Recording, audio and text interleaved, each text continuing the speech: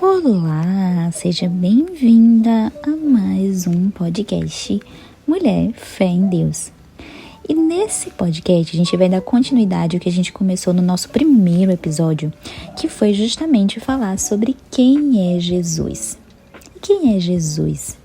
Nós vamos falar com base no que Jesus mesmo declarou sobre ele, que são exatamente as 7 declarações de Jesus.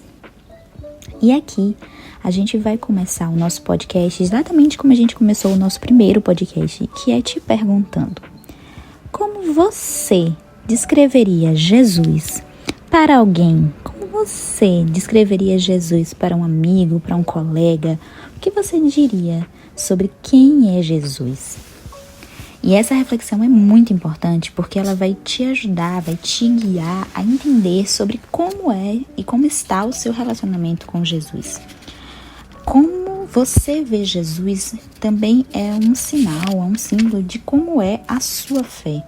Como você tem se conectado com a sua fé. E aí a gente vai trazer aqui algumas passagens bíblicas para também te ajudar a se recordar quem é Jesus e a criar mais intimidade com ele. E a gente vai começar com uma das declarações aqui que eu encontrei, que é justamente em capítulo 7, versículo 37. Jesus é a fonte da vida. No último dia da festa, que é o mais solene, Jesus ficou de pé e gritou: se alguém tem sede, venha a mim, e aquele que acredita em mim, beba. É como diz a Escritura: do seu seio jorrarão rios de água viva. Jesus disse isso referindo-se ao Espírito que deveria receber os que acreditassem nele. De fato, ainda não haveria Espírito porque Jesus ainda não tinha sido glorificado. Então, a primeira declaração, que a gente trouxe aqui foi justamente: Jesus é a fonte da vida. Jesus é aquele que dá vida. É aquele que veio para nos salvar, que veio para fortalecer uma nova aliança com Deus, que será firmado justamente quando ele for glorificado, quando ele for enviado aos céus, quando ele se sacrificar por nós. Então, ele é a fonte da vida, é dele, da palavra dele, que brotam toda a vida, porque quando a gente não está nele, quando a gente não está em Deus, quando a gente não segue a palavra, a gente está em morte, a gente não vive a plenitude da vida que a gente foi criada. E quando a gente começa a viver a palavra, quando a gente começa a ouvir a palavra, a internalizar a palavra, quando a gente começa a proclamar, a falar da palavra com nossos amigos, com nossos vizinhos, com nossa comunidade, a gente começa a criar mais intimidade com Deus, porque a gente começa a beber dessa fonte de água viva. É como ele fala: do seu seio jorrarão rios de água viva. Imagina, você tá no deserto, você tá passando sede, você tá cheia de problemas, você tá cheia de atribulações, e aí você encontra um oásis, você encontra uma cachoeira, você encontra, depois de tantos dias de caminhada por uma trilha, difícil acesso, seus pés já estão doendo, você está com a garganta seca, o sol a pino na sua cabeça, você está, tentando chegar a esse caminho, e aí finalmente você chega em uma fonte de água viva. E essa fonte, ela vai fazer o quê? Te renovar. Essa fonte, ela vai trazer renovo para sua vida. Essa fonte, ela vai te dar discernimento. Essa fonte, ela vai te dar clareza. Essa fonte, ela vai te dar paz de espírito. Tudo isso que nós precisamos para nós continuarmos trilhando nossos caminhos, para que nós continuemos fortes e firmes na fé, para que nós continuemos a viver uma vida plena, porque Deus não prometeu a nós uma vida qualquer, Ele prometeu para nós uma vida plena, uma vida que nós tivéssemos plenitude de vida, porque nem só do pão se vive o homem. A gente precisa de tantas coisas para que a gente consiga viver em plenitude, e a fonte da vida brota de Jesus. Então, se você hoje passa por alguma tribulação, se você hoje precisa de uma palavra, se você hoje está precisando de um apoio, busque a fonte da água viva. Leia a palavra, reze. Isso tudo vai te ajudar a ter a clareza. Eu tenho certeza que você vai sair renovado, porque a função da palavra é justamente trazer renovo para você. E agora que a gente já passou pela primeira declaração, a gente vai para a segunda declaração, que a gente vai encontrar no capítulo 11 de João, 25, 11 a 25, que é: Jesus disse: eu sou a ressurreição e a vida. Quem acredita em mim, mesmo que morra, viverá. E todo aquele que vive e acredita em mim, não morrerá para sempre. Você acredita nisso? Ela respondeu: sim, Senhor. Eu acredito que tu és o Messias, o Filho de Deus que deve vir a este mundo.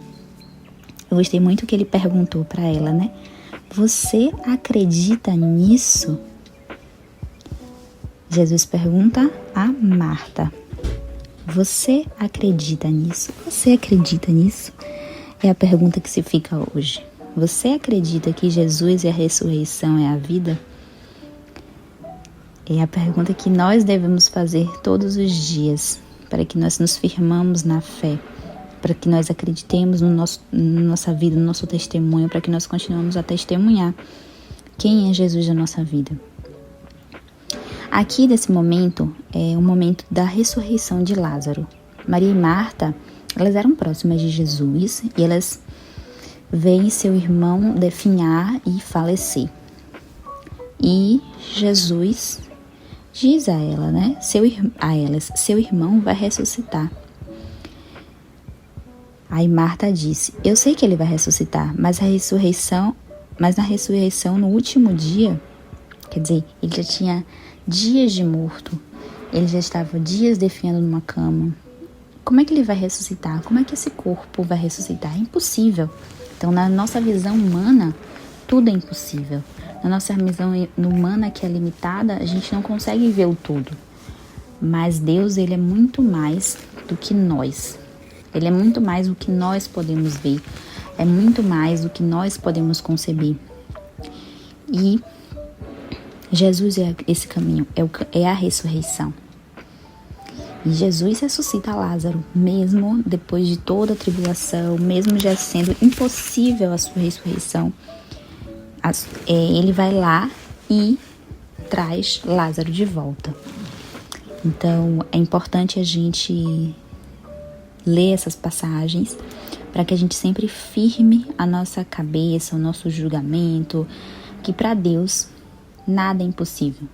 Nós olhamos as coisas somente em olhos humanos, mas a gente não tem a dimensão de como o impossível ele pode se tornar possível, de como Deus pode construir novas estradas, que Deus pode construir novos caminhos, que Deus pode nos apresentar novas pessoas, que Deus pode fazer o renovo da nossa vida, que Deus pode nos levar a caminhos até então improváveis, que a gente jamais cogitaria, mas Ele é que tem a capacidade de nos levar em todos esses caminhos.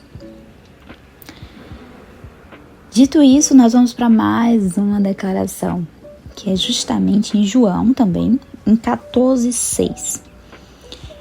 Jesus vai dizer: eu sou o caminho, a verdade e a vida. Ninguém vai ao Pai senão por mim. E aí ele complementa também, eu vou continuar: se vocês me conhecem, conhecerão também o meu Pai. Desde agora, vocês o conhecem e já o viram. Vocês o conhecem e já o viram. Então, Jesus faz mais uma declaração sobre quem é Ele. Eu sou o caminho, a verdade e a vida.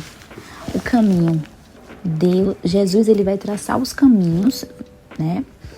E ele vai deixar as mensagens que nós precisamos repetir para que nós sigamos no caminho do bem, no caminho da vida. Então ele vai traçar esse caminho, e ele traçou através das suas condutas, através das suas palavras. Ele conseguiu traçar o caminho que nós devemos todos os dias seguir. A verdade, porque ele, dentro de um contexto de total hipocrisia, onde os sacerdotes do templo simplesmente falavam e eram hipócritas, falavam para ser humildes e eram extremamente gastadores, falavam para que obedeciam a palavra, mas só obedeciam a palavra no momento que que essa palavra os beneficiavam de alguma forma. Então, ele vem trazer o caminho da verdade. E eu estava até comentando uma coisa interessante outro dia, que é o seguinte: Jesus, ele veio revolucionar a forma como se rezava. Ele apresentou um Pai Nosso para nós. Ele revolucionou a forma como se pensava, porque até então se pensava sobre a lei de Moisés. E a lei de Moisés, pautada nos 10 mandamentos, e mais em várias leis que decorriam desses 10 mandamentos, que deixavam as pessoas até então perdidas sobre o tanto de leis que se fabricavam, que se tinham para seguir na época. E Jesus, ele veio dar lições de amor. Ele veio tratar da nossa espiritualidade. Não bastava somente seguir as regras dos 10 mandamentos. Precisava também ser cultivada a sua espiritualidade. Então, amem uns aos outros como eu vos tenho amado. Amem uns aos outros como eu vos tenho amado. Foi a principal verdade que ele trouxe. Então, nós precisamos amar uns aos outros. Ele trouxe uma nova ordem para a gente pensar, uma ordem de espiritualidade também. Não só de seguir regras, de seguir leis fechadas e fundamentadas, mas também cultivar a nossa espiritualidade do amor. O amor a Deus, o amor ao próximo, o amor a nós mesmos, né? Ame uns aos outros como eu vos tenho amado. Amem uns aos outros. Você ama-te e também ao outro. Então você tem essa dualidade do amor, né? Que você precisa ser amoroso, você precisa exalar o amor. Algo até então que não se dizia, não se falava, não se tinha como uma lei, como uma ordem. E ele instaura isso. Caminho, a verdade e a vida. Continuando a ideia de fonte da vida, ele fala: eu sou o caminho, a verdade e a vida. Porque quando a gente está em um momento de atribulação, a primeira coisa que a gente faz é viver em depressão, em ansiedade. E esses sentimentos é viver a morte, né? É viver o nosso pior lado. É quando a gente fica com as atribulações, com os pensamentos conflituosos, com os pensamentos atrapalhados. E a gente precisa lutar com tudo isso para a gente conseguir seguir em frente. Mas ele nos dá esse renovo, ele nos dá a vida. Ele nos renova, ele nos restitui. E nos faz quando a gente segue o caminho dele, a verdade dele, a gente tem a nossa vida. E estão mais 3 declarações. Vamos agora para a nossa última declaração, que está justamente em João 15, 1-5. Eu sou a verdadeira videira, e meu pai é o agricultor. Todo ramo que não dá fruto em mim, o pai corta. Os ramos que dão fruto, ele poda, para que deem mais fruto ainda. Vocês já estão limpos por causa da palavra que eu lhes falei. Fiquem unidos a mim, e eu ficarei unidos a vocês. O ramo que não fica unido à videira não pode dar fruto. Vocês também não poderão dar fruto, se não ficarem unidos a mim. Eu sou a videira, e vocês são os ramos. Quem fica unido a mim, e eu a ele, dará muito fruto, porque sem mim vocês não podem fazer nada. Quem não fica unido a mim será jogado fora como um ramo e secará. Seus ramos são ajuntados, jogados ao fogo e queimados. Então aqui nessa passagem que a gente vai falar, ele justamente fala que nós devemos permanecer nele. E como a gente falou no versículo anterior, a gente fala sobre ele ser o caminho. E aqui ele fala justamente sobre a gente permanecer nele. Então, permaneçam no caminho. Dentro do caminho vão surgir outras atribulações, vão surgir outros atalhos, vão surgir outros trechos mais rápidos. Pessoas com promessas, falsos profetas, como ele mesmo tratou de dizer, que iam surgir falsos profetas, mas que nós continuássemos nele. E vão surgir falsos profetas, vão surgir caminhos de atalhos, vão surgir pessoas dizendo que é mais fácil assim, mais fácil de tal forma, mas que nós devemos permanecer nele, assim como porque ele sim é a verdadeira videira. E aqui ele também traz duas vertentes da videira, tanto ele ser a videira e nós devemos permanecer nele, sendo nosso pai o agricultor. Então o pai, ele é o agricultor, ele é o dono da terra, ele é o dono das sementes, ele planta as sementes onde? Nos nossos corações. Ele planta as sementes nos nossos corações. Ele deu a videira que é pra gente seguir o caminho dela. A videira que é Jesus Cristo. Mas também ele fala que todo ramo que não dá fruto, o Pai corta. É aquela videira que não presta. E até ela é queimada. E os ramos que dá fruto, elas não ficam quietas não, viu? Elas são podadas para justamente darem mais frutos. Ele sabe qual é o potencial da sua semente, da semente que ele plantou em você, do amor de Deus. E ele sabe que quando ele podar esse seu ramo, ele vai crescer ainda mais forte. Ele vai resistir ainda mais, ele vai resistir às chuvas, ele vai resistir às tempestades, ele vai resistir a tudo. Porque quando ele podar, ele vai dar outra oportunidade de crescimento para nós. Vocês são limpos por causa da minha palavra. Então a palavra, ela é purificadora. Ele traz aqui a palavra com purificação da sua alma, purificação de nós. Então quanto mais nós lermos a palavra, mais purificados nós ficaremos. Então, fiquem unidos a mim e eu ficarei unido a vocês. Quanto mais próximos, quanto mais íntimos nós formos de Jesus, mais próximos nós seremos dele, mais íntimos nós seremos dele. E assim, mais vida nós teremos. Eu sou a videira e vocês são os ramos. Quem fica unido a mim e eu a ele dará muito fruto, porque sem mim vocês não podem fazer nada. Quantas vezes você já teve uma situação, já teve algo que você quis muito e você não conseguiu ter por força de seus próprios braços? Porque você não conseguiu estar alinhado à vontade do Pai, porque aquilo não era para você. Naquele momento, ou aquela situação não era para você, porque você não estava unido à vontade dele. Não era o momento apropriado para você dar aquele fruto. Então, existem coisas que nós queremos muito na nossa vida, mas que nós precisamos estar alinhados ao tempo da videira e que nós precisamos ter alinhamento ao propósito da videira. Será que aquilo realmente é útil para a sua vida?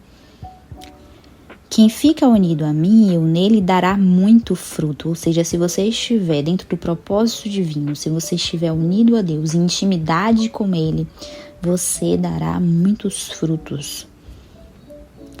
Quem não fica unido a mim, pelo contrário, se jogará fora como um ramo e secará. Esses ramos são juntados e jogados ao fogo e queimará. Bom, eu acho que vamos terminar por aqui.